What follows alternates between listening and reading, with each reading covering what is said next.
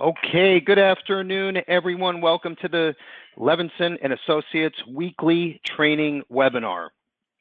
So I am ultra excited about today's training for a few reasons. Number one, Joe Ross is hands down my favorite life insurance coach slash trainer. I've known Joe now for about just over 15 years. He's known my father for much longer than that, so he's like part of our family, even though we're thousands of miles away.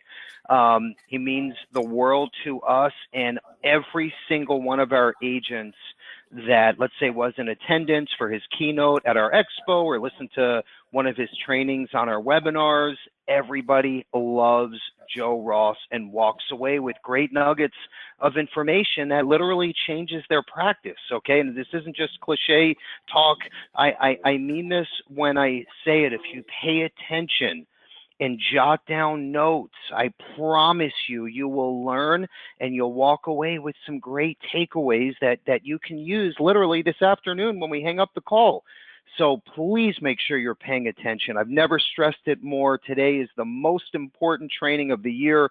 Also, what we're going to do is we're giving away the Amazon gift card at the end. So make sure you stay on, and whoever answers the question of the day first and correctly wins. We'll announce your name at the end.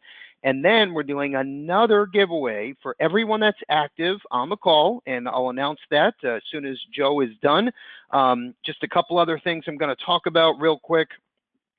We did something very special and very unique to Levinson. We've never done this before, okay? And I'm sure cancer has affected all of us in one way or another through friends, family, maybe personally, whatever the case is. It has affected someone that I know that's very close to me, and a lot of our employees here obviously had something happen to them or their family or friends at one time or another. So what we wanted to do, October was Breast Cancer Awareness Month. We wanted to do something special on behalf of all of our employees and our agents, and we made a very nice donation to the American Cancer Society. We all dressed up in pink. We do have some remote workers, but the ones that were here were dressed in pink that day. That was on Friday, October 30th, so about a week ago. And it meant the world to us. We shared all of this on our Facebook page. So I just wanted to share that before we jumped into the feature presentation. I'm very proud of this. The American Cancer Society is a great organization that's very close to our heart here at Levinson and Associates. So thank you all for the relationship and the business, because that allows us to do great things like this.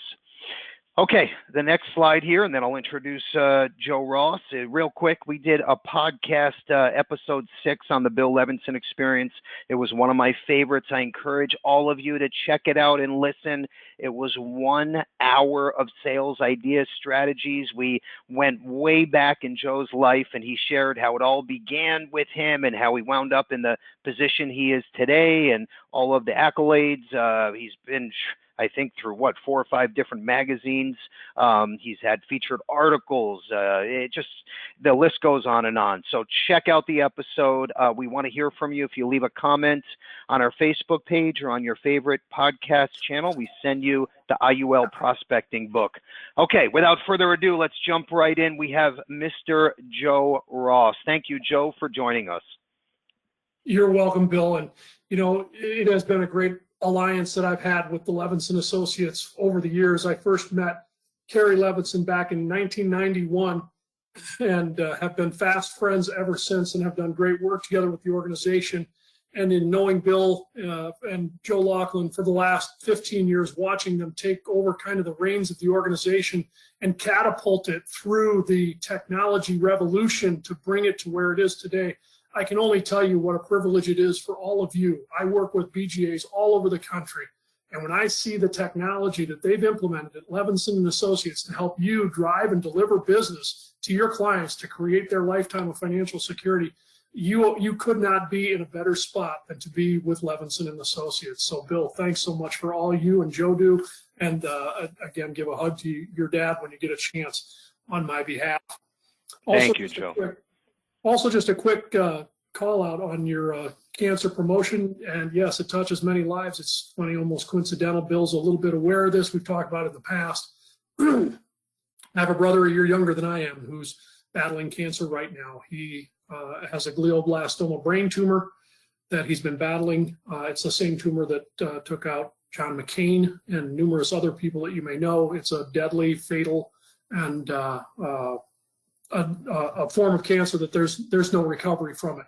And he's in his final days as we speak today. So I can only give another shout out and kudos to Levinson and Associates for putting their money where their mouth is. They don't just do the right thing professionally, they do the right thing socially as well. So I just, to all of you who are joining us today and everyone who does business with Levinson Associates, when you're looking for an organization that has the knowledge, the know-how, the technology, and the integrity, that's what you have with Levinson Associates. So proud to be a part of this organization and proud to be a part of what Bill and Joe are continuing to do there at Levinson Associates. And glad to be here with you all today.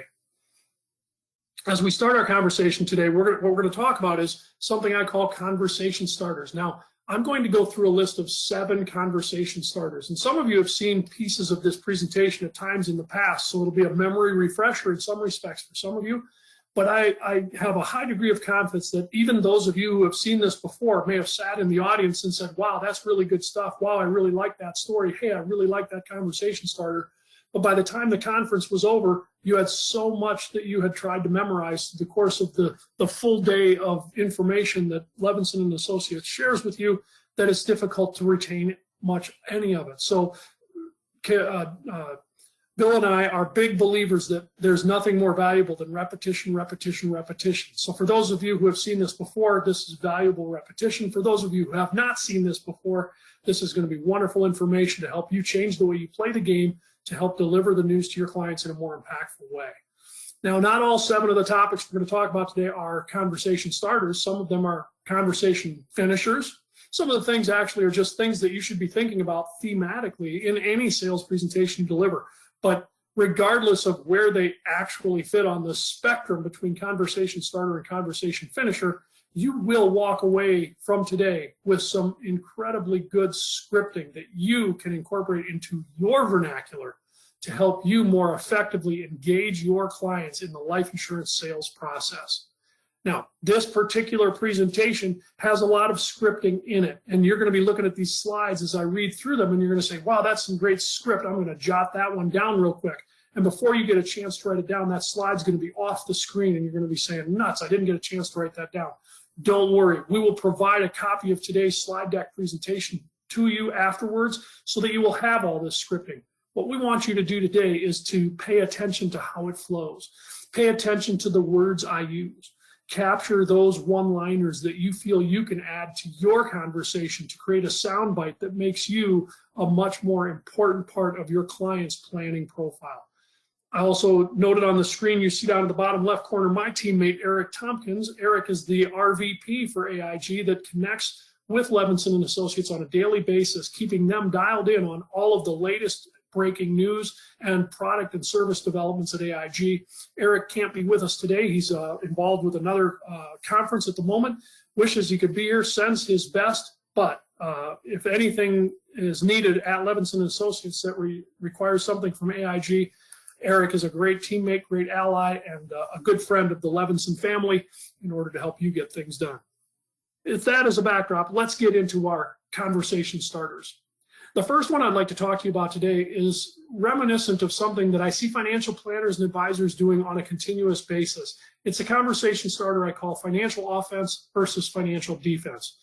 Wait a minute, what's that all about? What's offense and defense? Well, if you've ever played sports, you know you can't win in any sports endeavor if all you do is play offense or if all you do is play defense. You have to position a coordinated effort of both in order to win the game. And if you're doing your financial planning, only playing one or only playing the other, you're missing an important facet of what can take you to the finish line and get you that gold medal at the end of the race. So what is financial offense and financial defense? Well, let's start with financial offense. Financial offense is that process of getting your clients to contribute to their retirement plan, save some money, figure out your client's risk tolerance so that you can help your clients invest according to what's appropriate for the risk that they're willing to take. Some clients like more risk than others. Make sure that they're investing accordingly. And then each year, as the market does its ups and downs and the bonds go up and down and the stocks go up and down, your client's portfolio gets out of balance. So each year you have to rebalance that portfolio to keep it on track and consistent with their risk tolerance. It's the process of being able to have this kind of a conversation with your client where you can say, Mr. and Mrs. Jones, here's what it looks like you'll have when you get to retirement. And based on what we're projecting, this is what it looks like you might be able to spend each year during your retirement. And if that works, then this is what it looks like will be left for your legacy. That's what financial offense is all about. It's about planning for what you expect to happen, planning for the expected. That's financial offense. So what's the other side of the coin? Well, that's the financial defense. And what is that? That's preparing for the unexpected. It's using insurance products. And many of your clients are playing financial defense right now. They just don't think of it that way. So take an example. Your clients have auto insurance, right? Auto insurance is a form of financial defense. What do I mean by that? It means that your client is writing out the little checks every month so that if they get into an accident, and I'll tell you, this happened to my mother. My mother was involved in a car accident back in around 1980. So we're talking about roughly 30 years ago, 40 years ago. My mother was involved in a car accident. And you know what? The amount of damage to the car was a pittance of the total claim. And you think of auto insurance thinking, well, I want to be able to repair my car. That was just a drop in the bucket of what her claim turned out to be. You see, she slipped on a little sheet of ice on a 2-lane highway and she hit head on a radiologist. And that radiologist was unable to work for 2 years. And the workers' compensation claim was over $400,000 a year. So it was an $800,000 claim. So replacing my mother's car for $40,000 was a pittance compared to the $800,000 that would have had to be paid to this radiologist because of his inability to work for 2 years as a result of that car accident. So clearly, we wrote out the small checks. Who wrote out the $800,000 check? The insurance company did.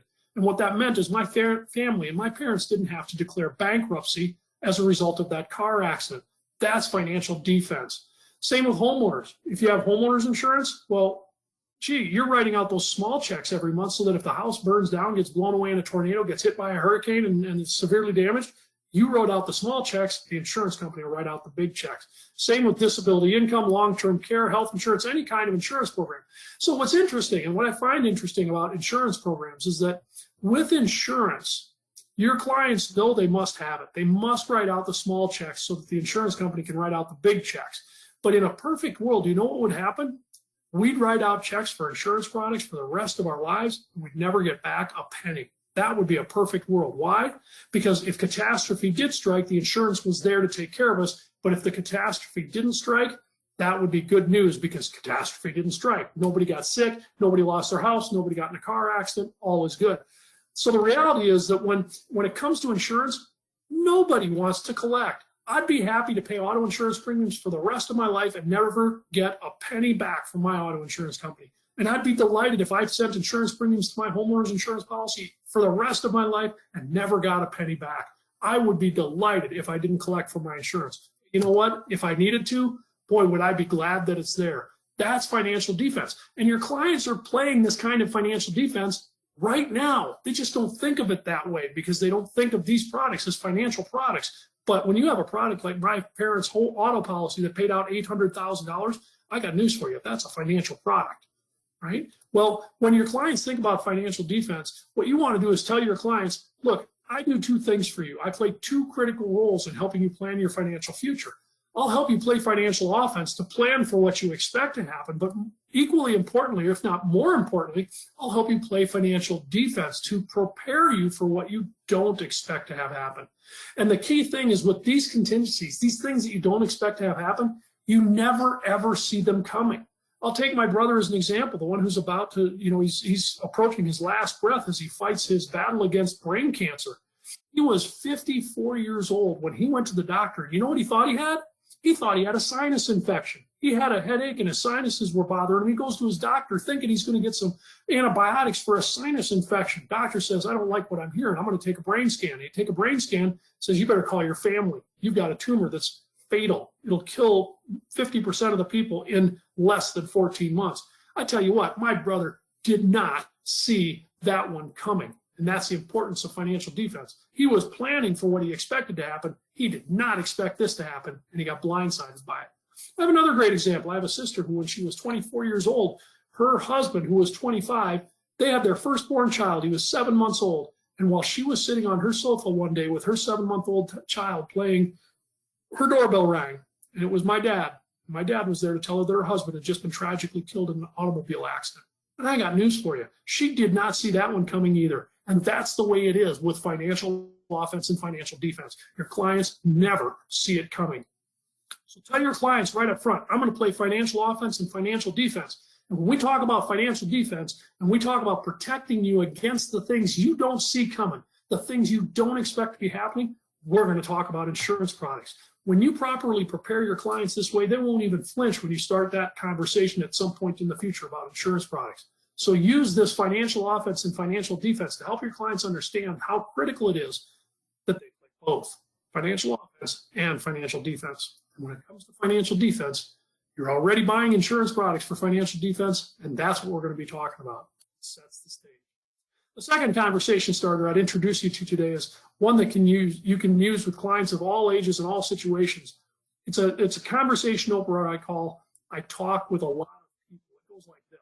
When you think about how you open a life insurance conversation, you have to realize that small problems are not something people are going to take time to take care of. People solve big problems. They solve important problems. They solve urgent problems. Let me give you an example. Mary thinks that it would be a good idea for me to clean out the garage. And you know what? She's probably right. But that's a small problem for me. That's a problem I can procrastinate on. I can put that one off. That's not that important. But if Mary came down the hall to me just now and said, hey, the refrigerator just blew up and everything in the refrigerator is starting to melt, that's a big problem. And it's an urgent problem. And it needs to be taken care of right now. And you know what? We are going to have that refrigerator repaired or replaced within 24 hours so that we can continue living our life. That's a big problem. It needs to be solved right away. See the difference? Here's the thing. Many life insurance agents struggle with the ability to convince clients that the need for life insurance is a big problem and it's an urgent problem that needs to be handled right now. So what is your job? Your job is to help them see that this problem is a big problem. You don't want one of your clients to be like my brother and be 54 years old and find out that he's got a death sentence in front of him. You don't want one of your clients to be like my sister and find out that her husband isn't coming home from work today and leave her and her brand new child at home without an income, without a dad.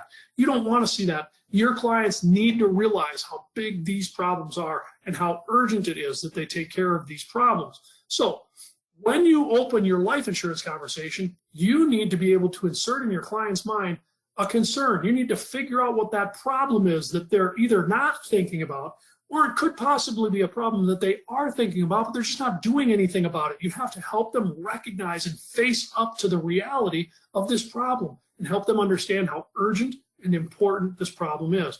Remember, the more pain they feel about a problem that they have, the more motivated they are to take action. You see, I have no pain when Mary says, we ought to clean out the garage. It doesn't bother me that much that I don't clean out the garage. It's okay. I can still get the cars in and out and things like that. But it would really bother me. I would have an enormous pain if I knew the refrigerator was dead and I had to either repair it or replace it immediately, or we're not going to be able to keep our food in our kitchen. That's a big problem. And because I'd feel a lot of pain about that problem, I'd address it immediately. That's the point. The more pain you feel about a problem that you have, the more motivation you have to take action to solve that problem. We need people to understand that. We'll talk more about that in a few minutes. So what I want you to do is to try this in your conversation. See if you can work this into your opening dialogue. It's a carefully crafted wording. You won't be able to write the whole thing down, but you're going to want to capture this. It says, Mr. and Mrs. Jones, I talk to a lot of people in a situation very similar to yours, and I'm consistently hearing a common thread. You see, many of the people I talk to tell me they're concerned about blank. And then you put into that blank whatever you think is important, whatever goes in that blank, depending on the client and the concept you're talking about. I'll come back to it in a second. And once you explain what goes in that blank, what that common thread is, you say to your client, is that something that ever concerns you? Let me give you an example. Mr. and Mrs. Jones, I talk to a lot of people in situations similar to yours, and I'm consistently hearing a common thread. Many people I talk to say that they're concerned about what will happen to their children if one of the two parents dies unexpectedly. Is that something that ever concerns you? Now, if I'm talking to a young couple with children under their care, they're going to say, yeah, that bothers us. That is something we're concerned about. Or what if you're talking to an older couple and you say, many people I talk to tell me that they're concerned about what it's going to cost to stay in a nursing home if one of them has to do that, and what it's going to do to their portfolio. Mr. and Mrs. Jones, is that something that ever concerns you? Almost every retired person you talk to is going to say, yes, that's something that concerns me. And the conversation will flow from there. Mr. and Mrs. Jones, many people tell me that they're concerned about the taxes that their kids are going to pay on the IRA that they inherit from you. Is that something that ever concerns you? Yes, it is. They might not have been thinking about it, but you inserted that thought in their mind. What I'm telling you here is this simple phrase. I talk to a lot of people in a situation similar to yours. I'm consistently hearing a common thread. Many people say they're concerned about this. That simple phraseology accomplishes 3 critical tasks that you don't even realize it's accomplishing. The first of those 3 tasks is that obviously you've surfaced the elephant in the room. You've caused them to confront a problem that they've been unwilling to confront and realize that it's a big and important problem that needs to be solved urgently. All right, that's number 1. Number 2, you've established that you have credibility. How did you do that? You said, I talk to a lot of people in situations similar to yours. And that means that you have experience. That means you have credibility. You have meaningful, relevant experience about this specific kind of concern because you talk to a lot of people about this concern and you help a lot of people with this concern. So in that phrase, you established your credibility. And thirdly, you said, because a lot of people in your situation have raised this concern, your client doesn't feel like they're doing something stupid or that they've made a mistake. They're realizing there's nothing wrong with me. I'm just like everybody else. You've accomplished all 3 of these things in the course of that simple phraseology of, I talk to a lot of people in a situation similar to yours, and I'm hearing a consistent thread. Many of the people I talk to are concerned about blank. Is that a concern for you too? It accomplishes all 3 of these things and puts your client at ease so that they're more comfortable talking about a problem that they now realize everybody has. And they know it because you talk to a lot of people, right? That's the power of that line of conversation. I talk to a lot of people. Our third conversation is, what if you could look down and see? This is one I like to use for younger clients, particularly those who are couples with children under their roof. If you're talking to a client like this kind of phraseology can help that conversation go a long way. Here's how it works. I'm going to set the stage first. Okay, so let's just say for whatever reason, you didn't make it home yesterday, Mr. and Mrs. Jones. 10 years from now, after you've been gone from your family for 10 years, you have the opportunity to look down and see what's going on with your family. Okay, get it? Now, I very carefully said, let's imagine you didn't make it home yesterday. I know in our business, we like to say, what happens if you walk out the door today and get hit by a bus? You know what that does? It scares people. I'm not in the business of scaring people. I don't want to scare them into buying life insurance. I want them to do it out of heartfelt concern for others. So that's why I carefully rephrase this to say, let's imagine you didn't make it home yesterday. Now they're not worried about walking out the door today thinking I'm going to get hit by a bus. They're thinking, okay, let's pretend I didn't make it home yesterday. Of course I did, or I wouldn't be here right now. So, okay, let's just pretend. It takes that fear out of it and helps them think rationally. And again, that's what I'm saying. The words matter, and the choice of the words is important. So for whatever reason, you didn't make it home yesterday, whether it was home from the grocery store, home from the hardware store, home from work, it doesn't matter. You just didn't make it home yesterday. And 10 years after you're gone, you get to look down and see what's going on. Here's the 2 questions I'd like to ask you. Think about it. 10 years you've been gone. Your family's been living without you for 10 years. First question is, what would you like to see going on with your family 10 years after you're gone? And the second question is, based on what you have in place now, what do you think you'll actually see? And here's what happens when I ask people those questions. When I ask, what would you like to see?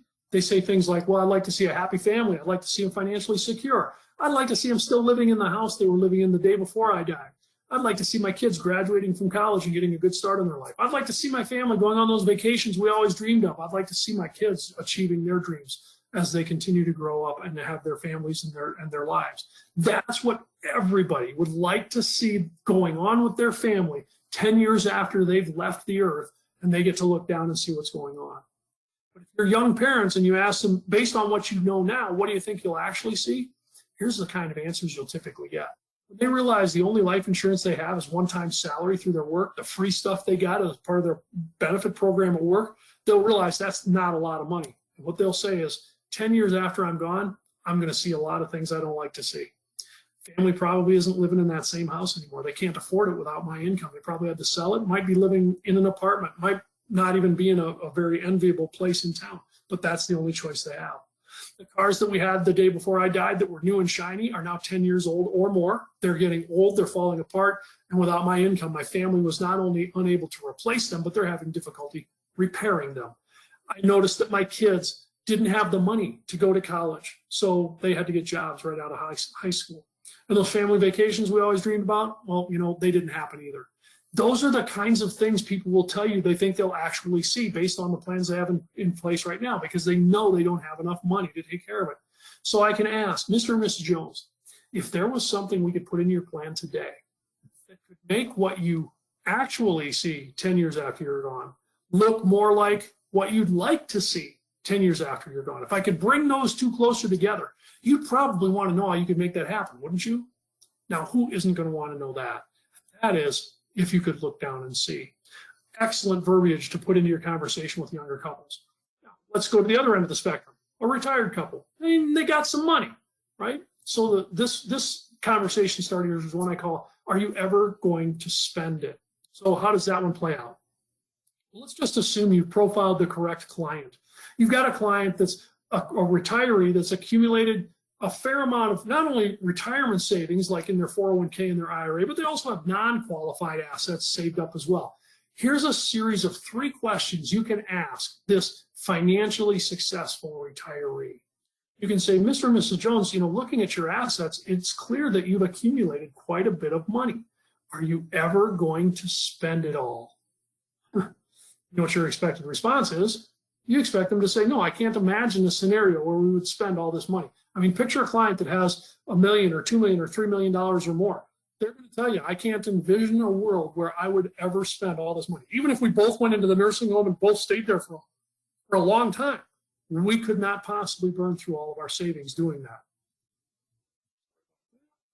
So your expected response is, no, I just can't envision that happening. I don't know why my screen's flickering. I apologize for that. Hopefully it'll stay. So I go on to my second question. Mr. and Mrs. Jones, what are you planning to do with what's left over? And let this question breathe a little bit. Let them tell you about their kids and that they want to leave money to and the things they want their kids to do with that money. Let them tell you about charities. Many wealthy people are leaving money to charities when they die. Let them tell you about the charities that they are especially passionate about and tell the story about why they're passionate about that charity. And hear them voice what they want to do with the money that's left over. Because when they've told you about all the great things they want to see their family and their charity be able to do with the money that's left over after they're gone, you get to ask one of my favorite questions in the world of wealth transfer, and that's this. Mr. and Mrs. Jones, if there was a way to leave them more, you'd probably want to know about it, wouldn't you?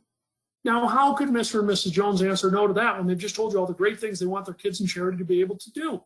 Of course they want to know how to do more, and we have ways to do that with life insurance. So that's the story of, are you ever going to spend it all? This next conversation starter is not really a starter, it's a finisher. It's about procrastination. How many times in your career have you made a sales presentation about life insurance only to hear a client say, that's great stuff, I'd like to think about it? We hear it all the time. How do you respond to that? A lot of people and a lot of practitioners that do what I do put this under the umbrella of an objection. I don't consider someone saying, I'd like to think about it, to be an objection. Why? Because when I think about objections, I think objections as being reasons why people don't want to move ahead. Like they say, I can't afford what you're telling me I should buy, therefore I'm not going to do it. That's an objection. Or what you just presented doesn't apply to me in my situation, so I'm not going to do it. That's an objection. But when a client says, I'd like to think about it, They did not say they don't want to do it. They just have not yet decided that they do want to do it. And we just need to get them over that hump. So when they say, I'd like to think about it, do not consider that to be an objection. That's just meaning that they get it, they understand this is good information, but I'm not quite yet ready to get out a pen and sign. And we need to get them over that. How do we do it?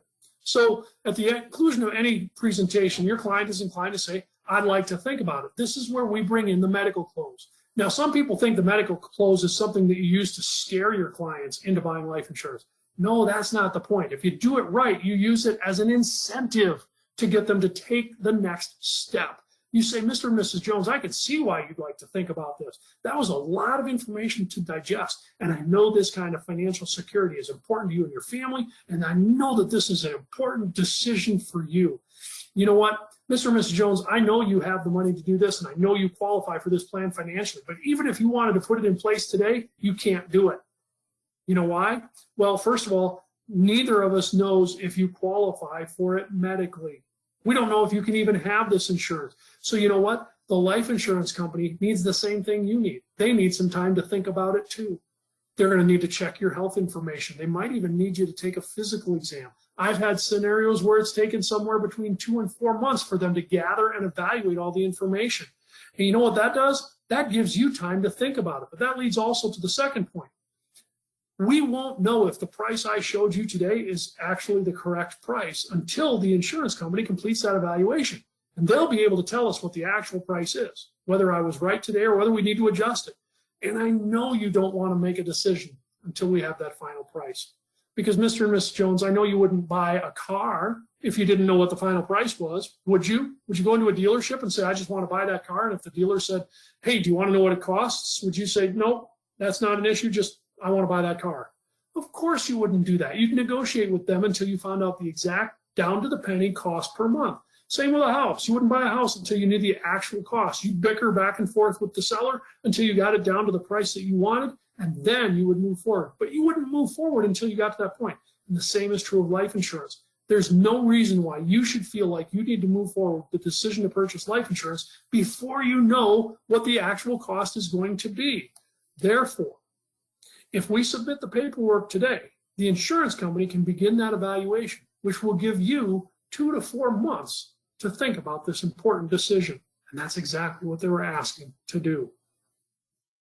In 2 to 4 months, when we have the insurance company's final answer, we'll get back together again. We'll review everything we talked about today, answer any additional questions that may have come up while you've been thinking about it.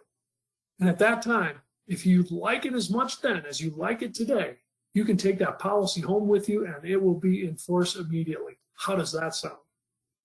That's how you use the medical close proactively to make it a positive momentum builder that moves your client to the next step in the process, rather than letting them use the phrase, I'd like to think about it, to get you to walk out the door and walk away from the sale and never come back again. You get to the next step by incorporating your medical close. Our sixth conversation starter, again, is not a starter. This is something that belongs in your mind during every sales presentation. We talked about it a little bit on conversation starter number 1. This is about pain and pleasure. You see, it's a basic psychological principle that every decision you make every single day is rooted in a choice between pain and pleasure. The interest in moving away from pain and towards pleasure. This is every single decision you make all day, every day. For example, do you brush your teeth in the morning? Yeah, it's kind of a pain in the butt, but you do it. Why? Because the pain of brushing your teeth every morning is outweighed by the pleasure of knowing that you'll have fresh breath, you'll keep your teeth for the rest of your life. Those are the reasons that you want to take care of your teeth. So you brush your teeth every day because the pain is outweighed by the pleasure. You want to move away. You certainly don't want to go to the dentist and get cavities drilled out, root canals and things like that.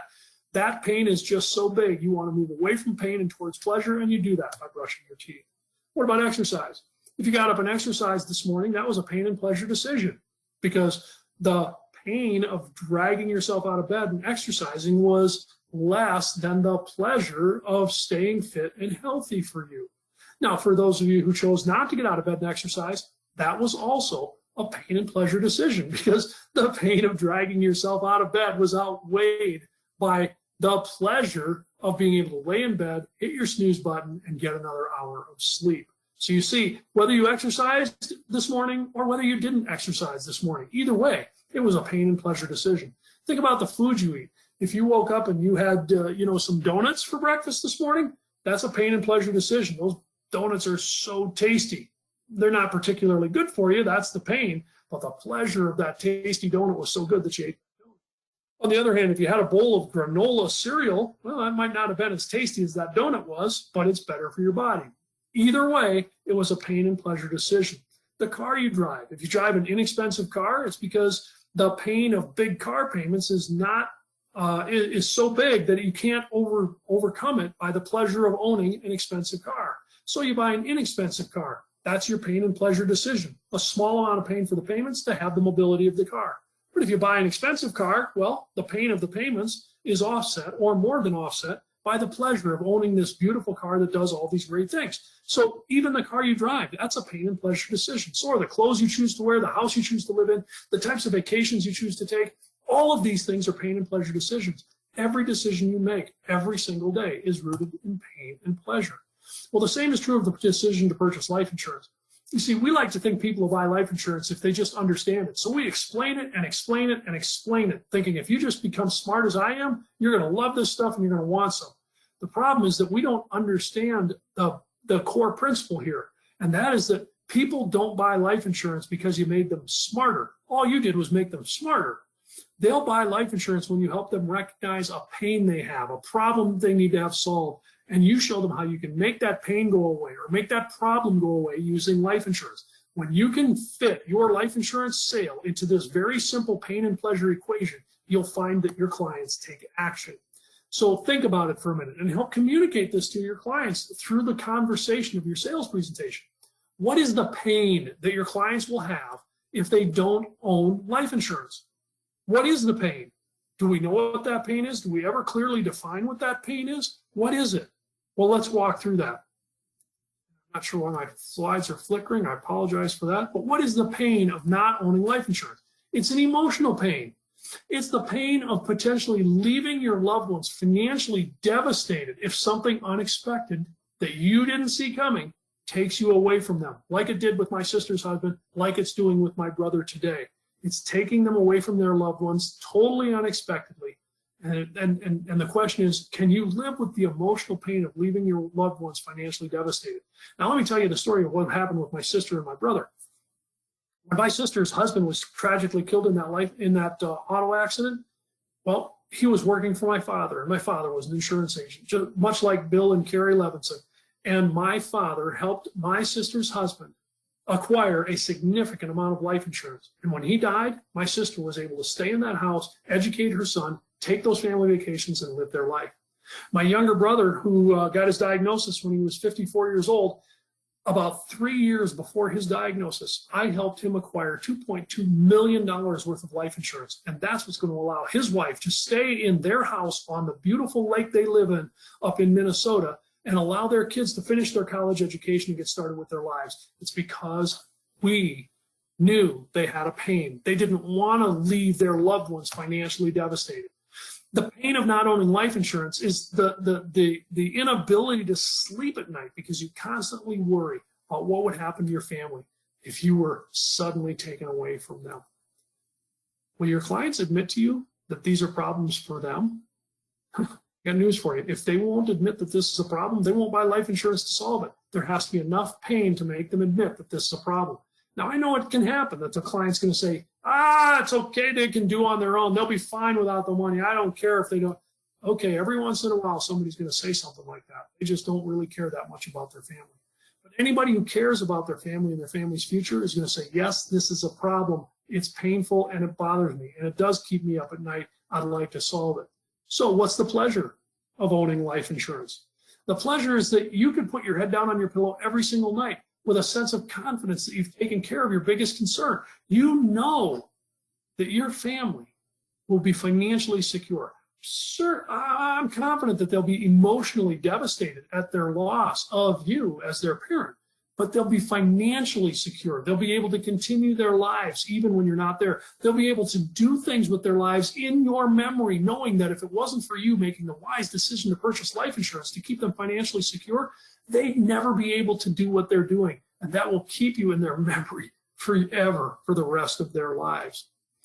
So if this is the pain that your client wants solved, and if this is the pleasure that they want to achieve, then they'll buy life insurance to solve that problem. The key here is don't just educate your clients. You have to disturb them. You have to disturb them about the problems they're not facing, and then motivate them to relieve that pain and replace it with pleasure. You have to remember, purchasing life insurance is not an academic decision. It's an emotional decision of the heart. You have to aim for the heart, not for the head. Because at the end of the day, people make the decision with their hearts. They rationalize the decision with the information in their head. So your job is to balance both of these, to balance the information and the emotion. If you find that your clients are consistently not moving forward with the presentation, it might be because you're too heavy on information and not heavy enough on emotion. Think about your sales presentation and how you can aim more for the heart and less for the head, and you'll see your clients making the move. Last thing we'll talk about is one of my favorite stories in all of life insurance is what I call the butterfly chart. And this is one some of you have seen before, but I'll bet you haven't memorized it. So let's review it again. How does the butterfly chart work? What you see is a graph here, and you can see I've got time to prior to your retirement, and I've got time in retirement. What I'm going to do is start out over here in this time prior to retirement.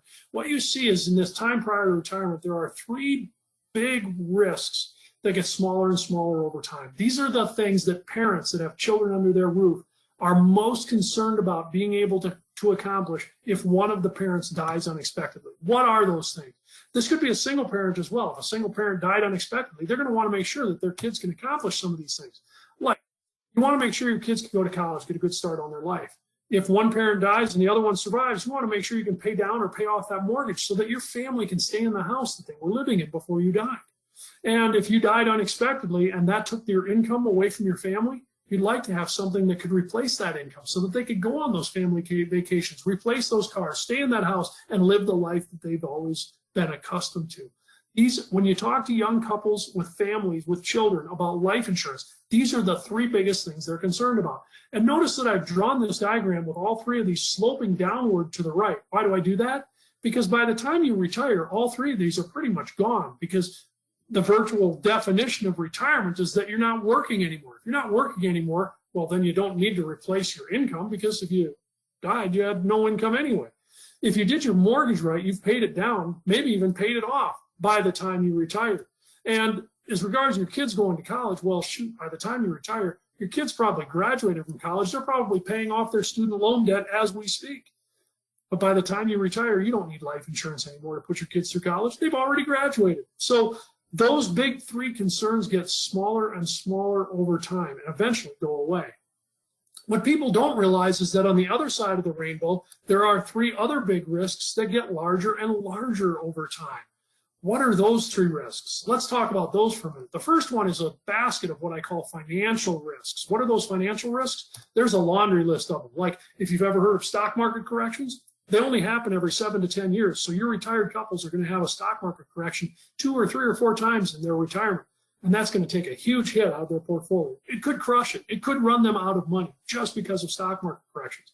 Throw on top of that some of their expensive home ownership repair costs, not just, utilities and property taxes, but what about things like repairing or replacing the roof, replacing windows, furnaces, air conditioners, water heaters, flooring, all of that stuff. It's enormously expensive. If they have those expenses during retirement, again, it takes a huge hit out of their retirement portfolio. Interest rates are so low that people are spending their principal from their investment portfolio to keep themselves afloat. Increasing tax rates would cause people to have to take bigger withdrawals from their IRAs so that they could pay the increased income taxes and still be able to pay for their expenses. Now, ask any of your clients you want, which way do you think income taxes are going in the future, up, down, or staying the same? Not a single person I've asked that question of in the last 10 years has said anything except they expect tax rates to go up. And that's what your clients expect to happen. How many people retire undersaved? They didn't put away enough money and now they're running out. How many people spent more money than they should in their first couple of years of retirement? All we've discovered so far, or all we've discussed, is your financial risks. And your clients aren't going to hit with just one of these or just two of these. They're probably going to get hit with 3 or 4 or 5 of all of these. And this is just the first set of risks, the financial risks. What's the second one? It's healthcare costs. Healthcare costs are going up every single year for 2 reasons. Most people only think of one. The first reason is because of inflation, but the second reason is utilization. The older you get, the more healthcare you use. And when you compound those two together, that's why this is sloping upward to the right, because it just gets more and more expensive over time. And the third one is reduced Social Security income. If you don't know the Social Security rules, I'm going to give you just a quick rule of thumb. If you have a couple that's expecting to receive Social Security income when they die, or when they retire, if one of those 2 people in the couple die, they will lose a minimum of 1/3 of their Social Security income and a maximum of 1/2 of their Social Security income. And this is a real number. I can tell you, when my dad died in 2013, my mom's Social Security benefit checks dropped by $15,000 a year. $15,000 a year. That was a very unwelcome surprise. So when you're talking to your clients on the left, these young couples, about taking care of these 3 big risks for their family prior to retirement, they know their odds of dying prior to retirement are slim to none, and they're probably right. But if they did find themselves dying unexpectedly, the financial consequences to the ones they love would be so severe that they just can't sleep at night. So what they need is not life insurance because they think they're going to die. They need life insurance for if they die. If you die life insurance. What do we call if you die life insurance? We call it term life insurance. The name your clients will connect with is life insurance for if you die. But what about the other side of this chart? These things will be here for the rest of your life, and all they'll do is get bigger and bigger and bigger. The life insurance you need to provide your clients with financial security after retirement is life insurance they need when they die, no matter when that might be. And in the life insurance industry, we have a name for life insurance policies that are designed to be there when you die. It's called universal life, whole life, permanent life insurance. Those are names that confuse and confound your clients. Call it life insurance for if you die and life insurance for when you die. Now, how can you help your clients understand how much of each they ought to have?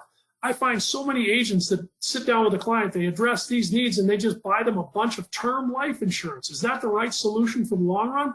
Probably not, because they won't be able to address any of these needs with term life insurance. So what should you consider? How about this?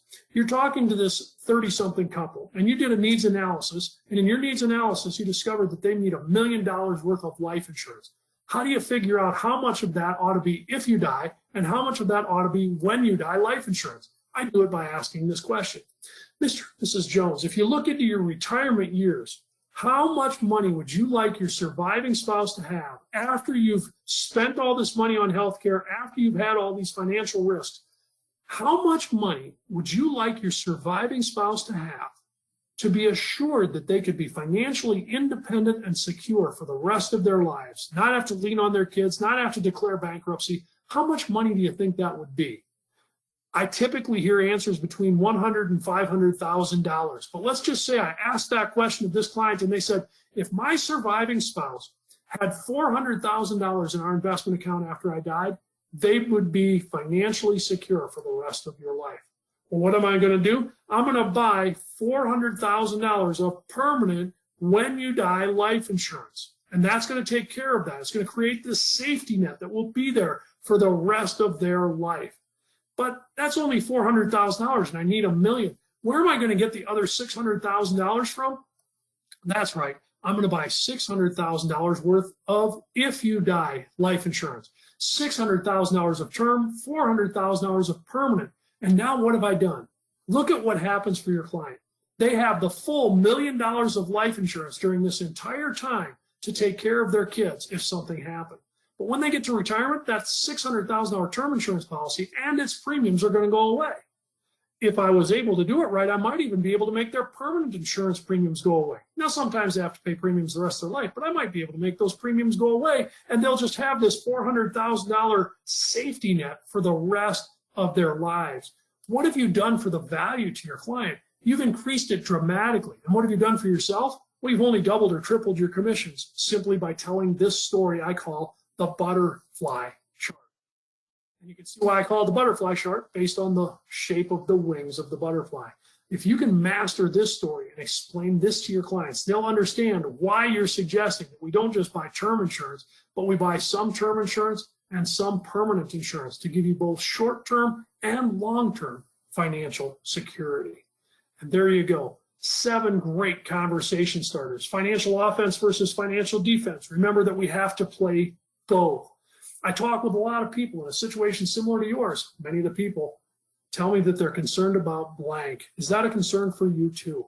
What if after 10 years after you were gone, you could look down and see what's going on with your family? What do you think you'll see? What would you like to see?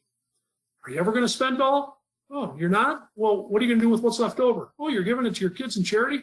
If there was a way to leave them more, you'd probably want to know about it, wouldn't you? How about procrastination? We can offset their procrastination and turn it from a demotivator into a motivator of action by getting your clients to submit an app so that they and the insurance company can start the process to think about it. Always remember that your client will be motivated by pain and pleasure. If your clients aren't taking action, it's probably because they don't feel that this problem is big enough, important enough, or urgent enough that they need to do something about it right now. You need to perfect your skills on how to make them aware of the fact that this problem is urgent, it's important, and we need to deal with it right now. How do you do that?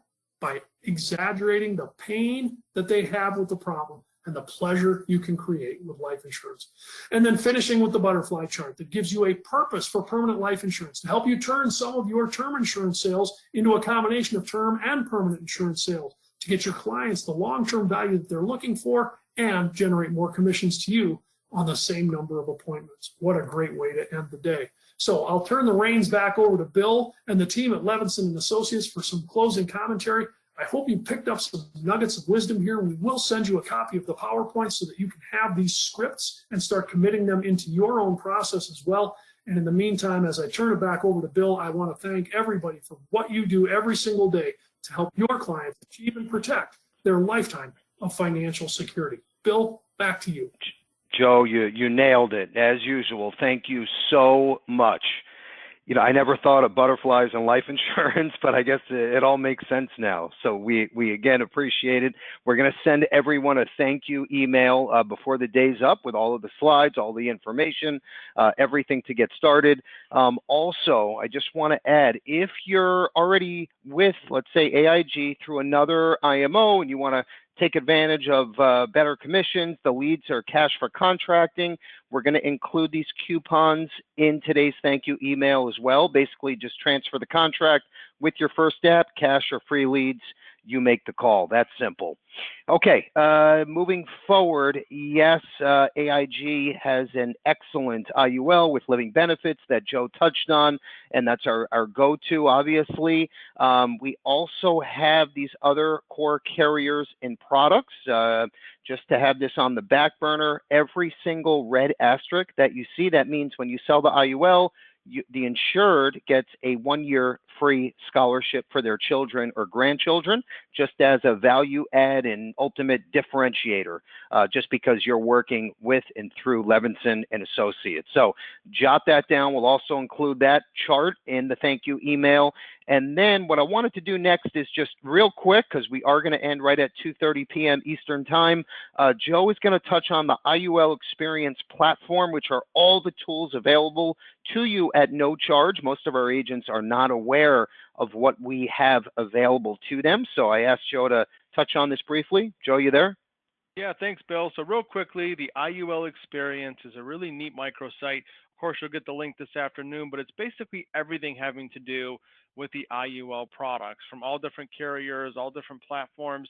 It includes sales software, case design, consumer materials, PowerPoint presentations, even some really neat IUL training videos, even the podcast that we had with Joe Ross when I think last year, where Joe was featured. Also focusing on that scholarship platform. And something that's really neat is the IUL Learning Center. So it really kind of helps you dive into the IUL products, especially if you're someone who's been writing IUL for a couple of years. A lot of times there's some neat little product niches, whether it be living benefits or acceleration, or some neat features that you're not aware of that you can really get some great information. Here's a screenshot of the carrier and product page. We actually put together a couple different neat charts that show you what products have simplified underwriting, what the caps are, participation rates. So all that's available. And one of the really neat tools that's included is information on premium finance resources. We've got a couple different premium finance options, but the one that we're most excited about allows you to do premium financing on clients that have a net worth. Actually, there's no net worth requirement, but the minimum income is $100,000 a year. So if you have that younger client that's in their kind of income building and wealth building stages, they don't have a huge net worth. As long as they make $100,000 a year, we've got some really neat streamlined financing options for them. You can download all the material. We even have some software that you can run them through to kind of show them how that actually works when it comes to financing premiums, how they can get a much larger death benefit and much more income down the road just by taking advantage of that great resource. So very excited about all those tools available on levinsonassociates.com and the IUL experience. So really neat information there. Also, before I turn it back over to Bill, I want to let everybody know we will include this in today's thank you email. We've really updated the full training platform, the iGenius Training Center, anything from 101 to IUL training, telesales training, e-app, e-delivery, everything you need to write business, especially in a completely virtual world. We've got digital launch strategies that are available that really take you start to finish through the entire digital sales process, sales scripts, especially some of the things that Joe covered. So really great information on that website. I will send out all the links this afternoon, really kind of help you in that IUL environment. Okay, good stuff, Joe. We're going to have our question of the day as well. So I hope your fingers are on the keys. I hope you are looking at your notes, everything you wrote down during the presentation. What I want to touch on quickly is these are our weekly standing webinars. These are trainings for all of our technology that's offered to you all. So if you said, hey, you know, I really have been meaning to get my website up and running, great. Jump into our weekly training call, CRM tool. Everything is here at your fingertips. We have prospecting lists.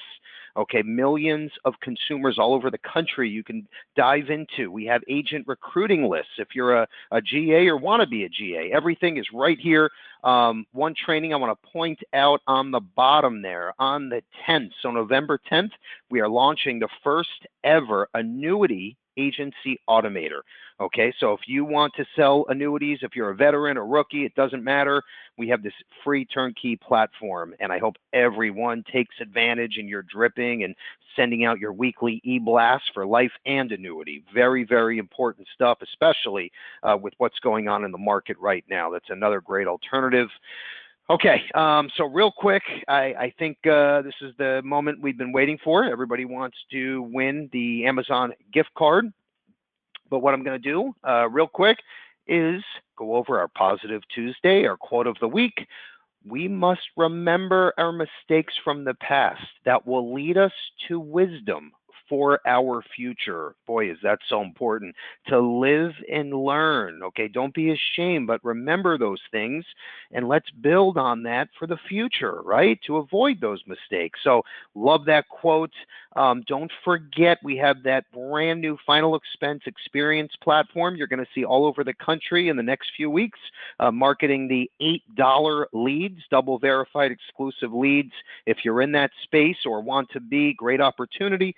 The Levinson Stimulus Program. Okay, if you write one app with one of our 10 companies, $100, or write 10 with 10 different companies, and you get a grand cash on top of whatever your Levinson commission is. Okay, so run with this stuff, especially during the holidays. What a great time. Okay, without further ado, I want to ask our question of the day. Whoever answers first and correctly wins the gift card. So real quick, we did a very special event in October through the American Cancer Society. If you can tell me the date that we donated to the American Cancer Society, we all had pink shirts on. I showed the slide in the beginning of the presentation. You tell me the date in October, okay, that We donated to the American Cancer Society. We posted on our social media pages. Tell me the date and you win. Joe, do we have a winner? No, I don't see one yet. I've got a lot of answers. Let me just comb through them real quick here. Okay. It was the end of October. You say the day, you win. Had to give you a little teaser there. Joe? Anyone? Okay, yep, I have Robin R. I don't have a state in the system, but Robin R. did answer correctly. Robin R., congratulations. The date was October 30th, Friday. Okay, we had the special event here, and you all are part of that, and you're the reason why we did this. So thanks to the business, thanks to the opportunity, we're able to do things like this. Without further ado, I want to thank everyone for being on. I really appreciate it, and I hope that we over-delivered on these promises with Joe Ross's training, because I thoroughly enjoyed it from my heart. I love to listen to him. It gets me amped up for the day, and I hope you wrote down nuggets to change your practice. Have a great rest of the month, a great year. I hope an awesome holiday season, great selling. Take care, and thank you again.